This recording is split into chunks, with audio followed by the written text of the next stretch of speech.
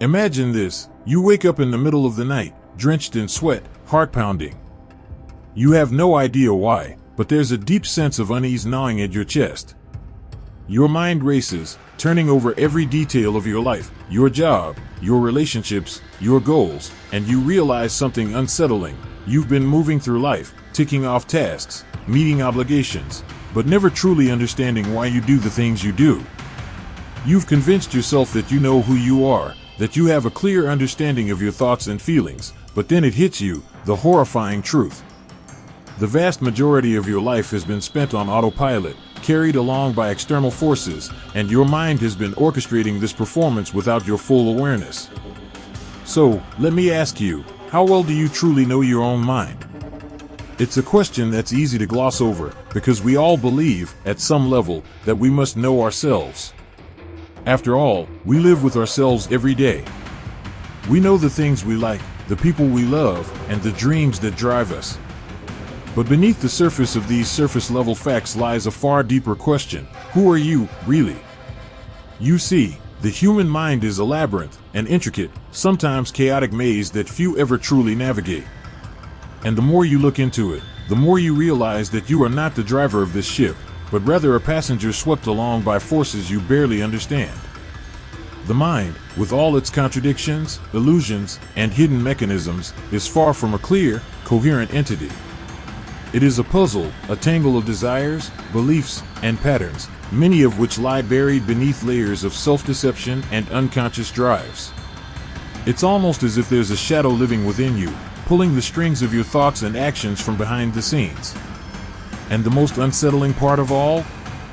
You may never even see it. This contradiction is at the core of the human experience. We spend our lives thinking we know ourselves, but in reality, we are strangers to our own minds. It's like reading a book that you've forgotten you started, a book that has pages missing, paragraphs written in a language you don't quite understand, and chapters that don't quite add up. Yet, you keep turning the pages, convinced that you're making progress, when in fact, you're only skimming the surface of a deeper, more complex story. But here's the thing, this contradiction isn't just frustrating, it's dangerous. The moment you begin to realize that you don't truly know your mind, you come face to face with a harsh reality. Your entire life has been shaped by forces outside of your awareness. And in the absence of true self-knowledge, you are left vulnerable to manipulation, by society, by your family, by your own subconscious. The thoughts you think, the desires you chase, and even the way you perceive the world might not be yours at all. This brings us to a staggering, unsettling question. What would happen if you truly understood your own mind? What if you could peer behind the veil and see what has been controlling you all along? Would you finally take control of your destiny, or would the truth be so overwhelming that it would shake you to your core? The pursuit of understanding the self is not just an intellectual exercise, it is an existential quest that has plagued humanity for centuries. From the ancient philosophers who pondered the nature of the soul to the modern psychologists who mapped the unconscious, this question has been at the heart of our deepest struggles. But as we stand on the edge of a new era, with more knowledge about the mind than ever before, we must ask ourselves, are we any closer to truly understanding who we are? The pursuit of self-awareness is the ultimate paradox.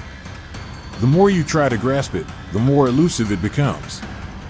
And yet, this is the very thing that holds the key to living a life of authenticity, freedom, and peace. The mind is the final frontier of human exploration, one that we have barely begun to understand. And until we can answer the question of who we truly are, we remain prisoners of our own minds. So I ask you again, how well do you really know yourself? Now, let's explore why this issue exists, why we are so blind to the workings of our own minds, and how this blindness shapes not only our personal lives but also the very fabric of society. To truly understand this, we must look deep into the heart of psychology and philosophy, the two disciplines that have sought to answer the ultimate question of who we are. At the root of the problem lies the tension between our conscious and unconscious minds. The conscious mind is the part of you that is aware of the world around you, the thoughts you have, and the decisions you make. It is the I that you identify with, the part of you that tells the story of who you think you are. But lurking beneath the surface is the unconscious mind, an enormous, shadowy realm that holds the forgotten memories, suppressed emotions, and instincts that you aren't even aware of. And it's in this hidden territory that the truth about who you are really resides. The problem, however, is that we are often terrified of this unknown. As Carl Jung so powerfully illustrated, the unconscious is not some serene, calm lake. It is more like a dark forest, full of unknown creatures and untapped potential. To face the unconscious is to confront the parts of ourselves that we have long ignored or repressed, our fears, our traumas, and even our deepest desires. Jung called this the shadow, the darker side of the psyche that we are so often unwilling to acknowledge. You may think you know yourself, but Jung would argue that what you see is only a fraction of the whole picture. In fact, much of what you call yourself is shaped by the very forces you refuse to face. The shadow, he claimed, is often projected onto others, leading us to see in them the very traits we refuse to accept in ourselves. And so, we remain trapped in a false narrative about who we are, blind to the vast and complex mind that lies beneath the surface. But why is this so? Why do we choose to remain ignorant of our own minds? This is where Friedrich Nietzsche's philosophy of the will to power becomes relevant. Nietzsche believed that human beings are driven not just by survival instincts, but by a deep desire to exert power, to control, to become who they are meant to be. Yet, this desire is often thwarted by societal norms and external pressures, which teach us to suppress our true selves in favor of conformity. In his view, we live in a world that pushes us to deny the very instincts that could lead us to true greatness. We wear masks to fit in, hide our weaknesses, and ignore the depths of our own psyche. As Nietzsche put it, he who fights with monsters should be careful lest he thereby become a monster. In essence, we are all walking contradictions, torn between the need to fit into society and the need to express our true, unfiltered selves. And the more we suppress the shadow, the more we give power to forces we don't understand. This is the paradox of modern life. We believe we are free, that we have control over our thoughts and actions, yet we are constantly influenced by unconscious drives that we refuse to acknowledge. But Nietzsche doesn't leave us in despair. He calls on us to embrace the chaos within us, to confront our own darkness, and in doing so, to become who we are. This is not a simple task. It requires courage to look into the abyss of our own psyche, to unearth the parts of ourselves that we've buried for so long. But in the confrontation with the self, Nietzsche promises, we find true power. The challenge, then, is to reconcile the tension between our conscious and unconscious selves, to face the shadow without flinching, and to embrace the chaotic, untamed forces that lie within. This is the struggle that defines the human condition. As Jean-Paul Sartre would argue, we are condemned to be free, condemned to choose and define ourselves. But in order to make those choices, we must first understand the forces that shape us. This is where the philosophy of Arthur Schopenhauer comes into play. Schopenhauer believed that much of human behavior is driven by what he called the will, an unconscious force that drives us to seek pleasure, avoid pain, and perpetuate our existence. He saw the will as a blind, irrational force that shapes everything we do, from our desires to our suffering. This will is, in essence, the underlying current that governs the mind, but it is invisible to us. And yet, it has the power to dictate our lives. Schopenhauer's view is sobering. We are not the masters of our own minds. Instead, we are slaves to an unconscious will that we can never fully understand. To fight this will is to fight against the very fabric of existence itself. However, Schopenhauer didn't advocate for complete resignation. Instead, he suggested that we must strive to transcend this will through art, philosophy, and self-awareness. It is through the recognition of the will's power that we can gain a measure of control over our lives. So, what do all of these ideas tell us? They tell us that the mind is not some simple, linear entity that we can easily understand. It is a complex, multifaceted being, shaped by forces we cannot fully comprehend. The unconscious shapes us in ways we are often unaware of, and it is only through the difficult process of self-reflection and confrontation that we can begin to understand the true nature of our thoughts, desires, and actions. This is not a task for the faint of heart. As Aldous Huxley once said, Asterisk, you shall know the truth, and the truth shall make you mad. Asterisk, the more we uncover, the more unsettling it becomes. But only by embracing this truth can we hope to break free from the shackles of ignorance and self-deception. Only then can we begin to truly understand our minds, our desires, and the forces that shape our lives. So, how do we begin to understand our own minds? The answer lies not in seeking out more answers, but in asking the right questions, questions that force us to look deeper, to peel back the layers of our own psyches, and to confront the shadows within. It's a journey that will challenge everything you think you know, but it is the only path to true freedom. As unsettling as it is to confront the mind's hidden labyrinth, the true consequences of failing to understand our own minds are far more pervasive than we can imagine. The idea that we are unaware of what drives us is not just a philosophical curiosity, it is a profound reality that shapes our lives, our societies, and our relationships in ways that we barely recognize. These unseen forces quietly guide the course of our existence, turning us into passive participants in our own lives, all while presenting a facade of control and freedom. In the modern world, where the value of personal success, achievement, and outward appearances is placed on a pedestal, we become deeply entangled in the web of unconscious influences. The majority of us spend our lives adhering to socially constructed norms, pursuing goals that we think will bring us happiness, but in reality, they may be merely distractions or substitutes for deeper, unaddressed needs.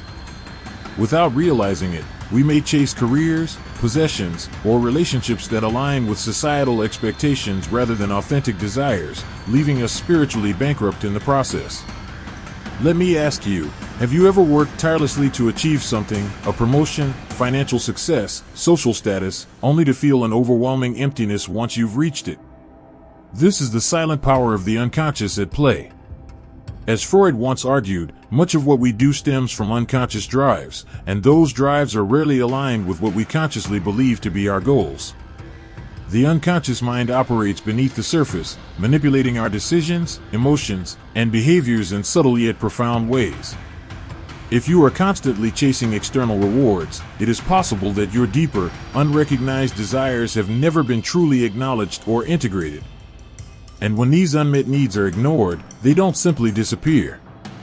They fester in the form of dissatisfaction, restlessness, or, perhaps even more dangerously, addiction.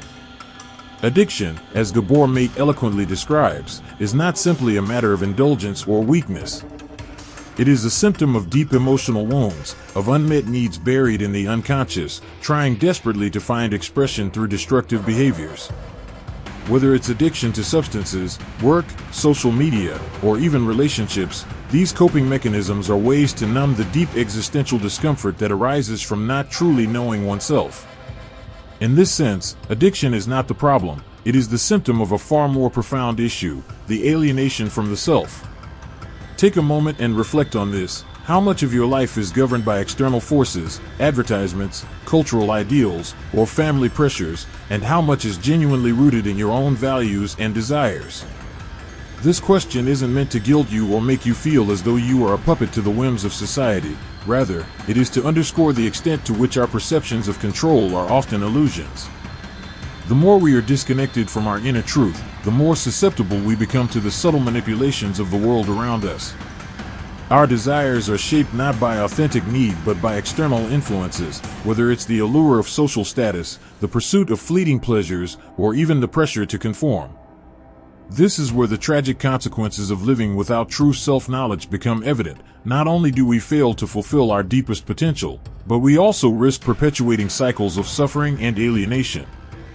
The more disconnected we become from the self, the more likely we are to engage in destructive patterns, whether through addiction, toxic relationships, or burnout. When the mind is fragmented, when we fail to understand the forces that shape our thoughts and emotions, we become fragmented individuals. We are divided, not just from others but from ourselves. Take the case of modern consumer culture. The world constantly tells us that happiness is a commodity to be bought, a new car, a designer handbag, an exotic vacation. But this surface-level happiness is shallow and fleeting, and the more we chase it, the emptier we feel. Why? Because it is not true joy that we are seeking, but a distraction, a way to silence the inner emptiness that comes from a life disconnected from its deeper purpose. We chase after these external symbols of success, thinking they will bring us peace, when in reality, they only deepen our confusion and our suffering.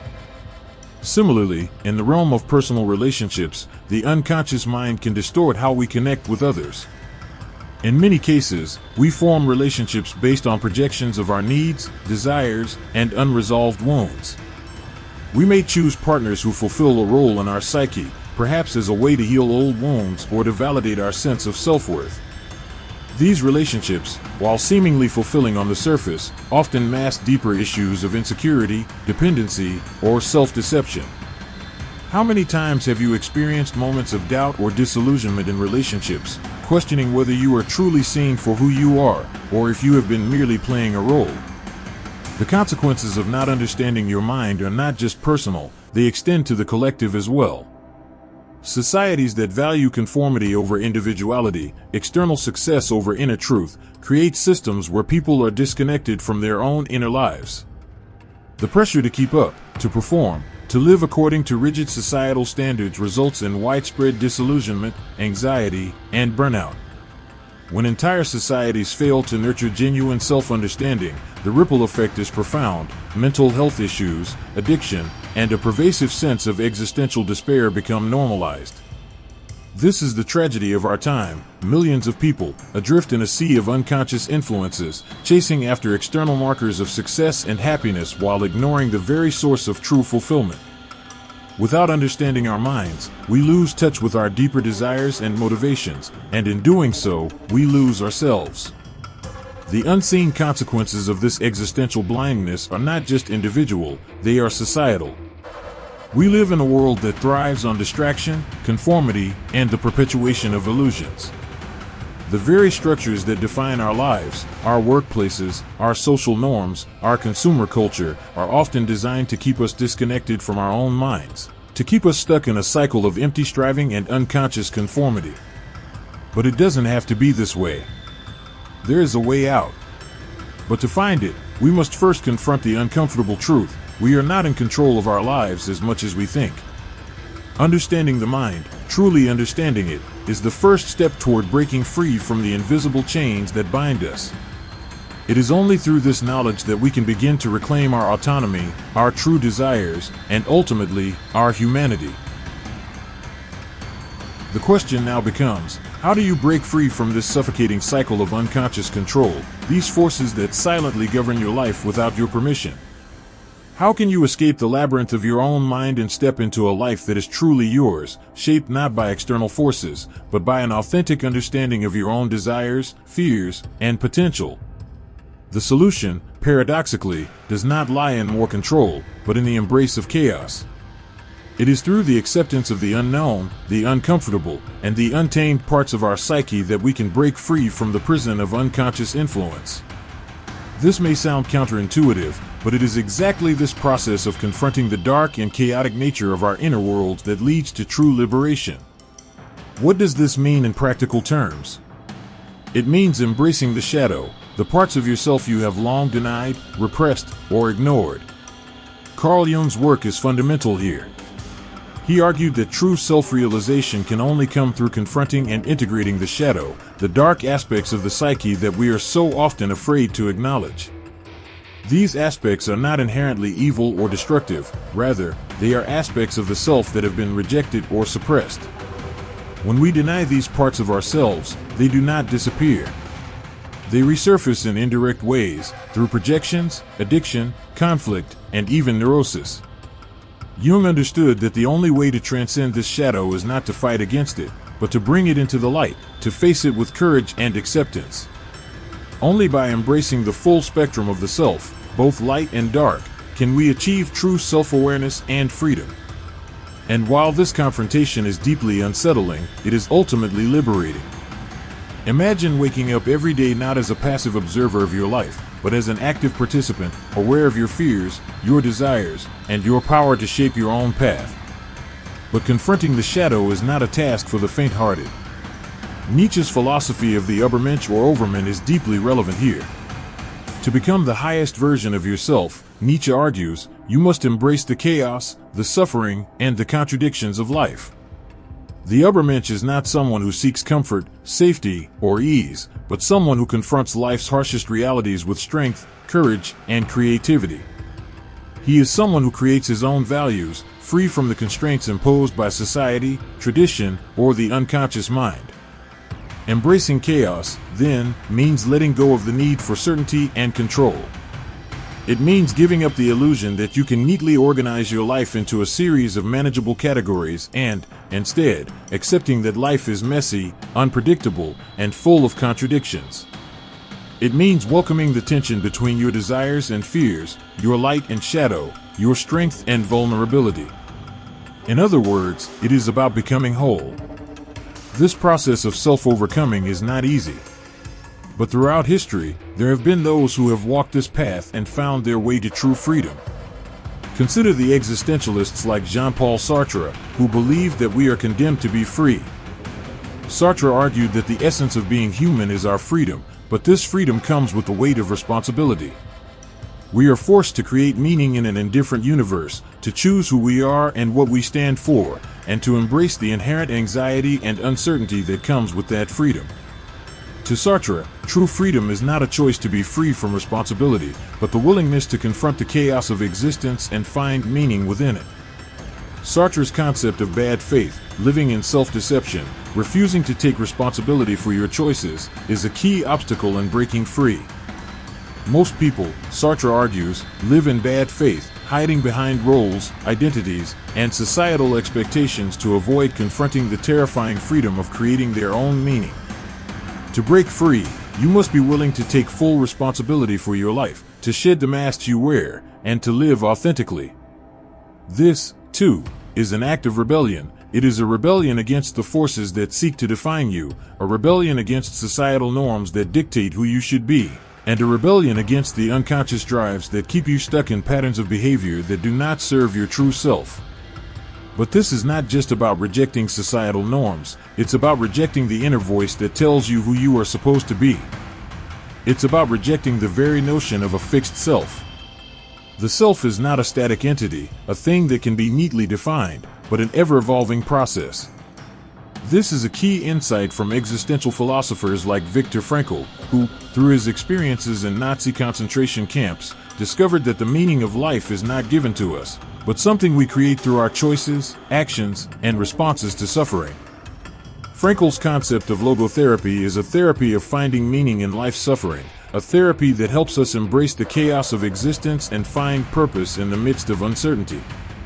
Frankl's own life was a testament to this. He found meaning in the most brutal of circumstances, not by passively enduring life, but by choosing how he responded to it. It was his freedom of choice, even in the face of unimaginable suffering, that allowed him to transcend the trauma of the concentration camps and become a beacon of hope for others. To break free, you must adopt this same mindset. No matter what external circumstances you face, you always have the freedom to choose your response. And in that choice, you find the power to reshape your life. Throughout history, individuals like Frankl, Nietzsche, and Jung have shown us that the path to freedom is not an easy one. It is a path fraught with struggle, pain, and uncertainty. But it is also a path that leads to profound self-discovery and liberation. The rebellious act of embracing your true self, of confronting your shadow, your fears, and the chaos within, is the only path to true freedom. When you break free from the prison of unconscious influence, when you no longer live in bad faith or follow the dictates of external expectations, you step into your own power. You no longer live for approval, for possessions, or for fleeting pleasures. You live for the truth of who you are. And in that truth, you find the freedom to create a life that is truly your own. To begin this rebellion, you must ask yourself, what would it mean to be truly free? What would it look like to confront your deepest fears, your darkest desires, and embrace them fully? What would it mean to live a life that is not shaped by external pressures, but by your own authentic understanding of your mind? The rebellion begins not with others, but with yourself. By stepping into the unknown, you take the first step toward reclaiming your autonomy and your humanity. The choice is yours. As you sit with these ideas, as you wrestle with the questions, contradictions, and challenges laid out before you, there is one final, profound realization awaiting you. It is a truth that transcends everything, the key that, when fully understood, shifts your entire perspective on life, on the self, and on reality itself. It is a truth so simple yet so transformative that it could reshape the way you approach each moment, each choice, each relationship. That truth is this: you are not your mind. Let that sink in. You are not the thoughts that pass through your head. You are not the emotions that rise and fall within you. You are not the judgments or the beliefs that shape your worldview. You are not even the identity you have constructed over the years, the image of yourself that you show the world. These are all temporary, fleeting aspects of your experience, but they do not define you. The mind, with all its complexity, is merely a tool, a powerful one, yes, but still just a tool. It can be a servant or a master, but it is not you. Your true self lies beyond the veil of thought and perception. The self that watches the thoughts arise, the self that experiences the emotions without becoming consumed by them, the self that is aware of the passing nature of all things, that is who you truly are. This truth has been revealed by the greatest philosophers, mystics, and psychologists across time. Carl Jung, despite his deep exploration of the unconscious mind, always pointed to a deeper layer of awareness, what he called the self, which transcends the ego and the unconscious shadow. This self is the totality of who you are, not just the parts you are conscious of, but the entirety of your being, including the parts that you have long suppressed or ignored. Jung believed that the key to true individuation, true self-realization, was to integrate the unconscious mind with the conscious self, to recognize the shadow, and to consciously choose to act from a place of wholeness. But even he knew that the process of becoming fully aware of your mind is not about becoming everything. It is about realizing that you are, in your essence, nothing that you can fully define. The self is not a fixed identity but an ever-evolving awareness. Friedrich Nietzsche echoed this idea in his philosophy of the Übermensch, or Overman. Nietzsche's call was not to simply live a life of power and dominance, but to transcend the limitations of the ego and the mind. The Übermensch represents a being who has overcome the constraints of social conditioning, of inherited beliefs, and of the small, limiting identity that one clings to. Nietzsche urged us to break free from our narrow conceptions of self and embrace the infinite possibilities of becoming, understanding that who we are is fluid and dynamic. This realization is both liberating and terrifying. To know that you are not your mind is to let go of the very thing that you thought was your anchor, your identity, your center of control. But it is in this release, this shedding of the ego, that you come into contact with the vast, boundless consciousness that is your true nature. When you stop identifying with the ever-changing contents of the mind, you experience a profound sense of peace and freedom.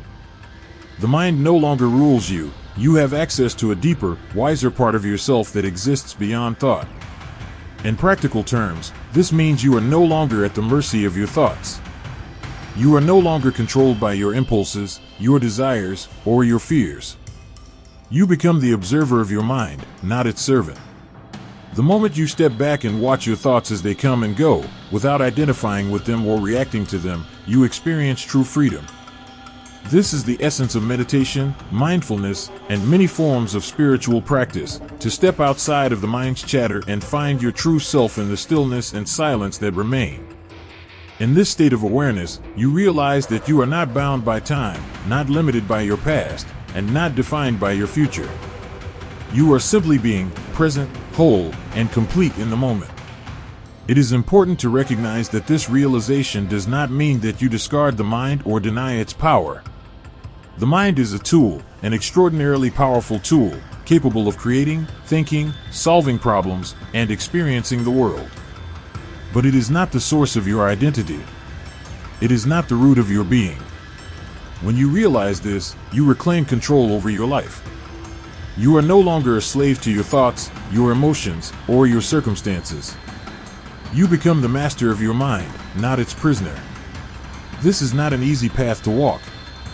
The pull of the ego, the desires of the mind, the conditioning of society, they are powerful forces.